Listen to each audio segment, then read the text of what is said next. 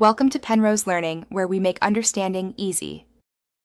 In this video, I will explain how to study for the CPA exam. First, it's crucial to understand the exam structure. The CPA exam has 4 core sections, and you choose one discipline section. Each section is a 4-hour test, making it a 16-hour examination in total. You must pass all 4 sections within an 18-month period. This rolling window means careful planning is absolutely key for your success.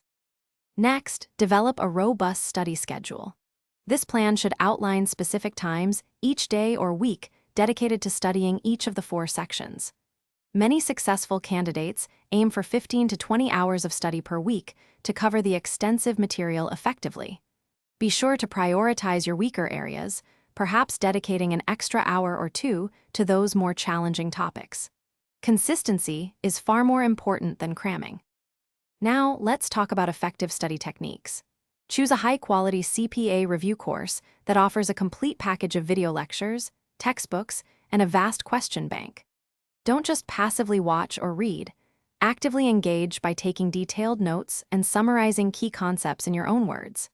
It's vital to complete thousands of multiple-choice questions and task-based simulations to solidify your understanding and improve your test-taking speed.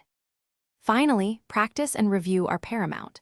About 1 to 2 weeks before your actual exam, take full-length practice exams under timed conditions. This simulates the real test environment and helps build your stamina. Thoroughly analyze your results to pinpoint any lingering knowledge gaps.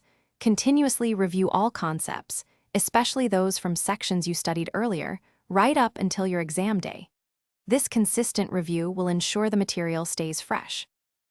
Thanks for watching. If this was helpful, leave a like and consider subscribing. See you next time.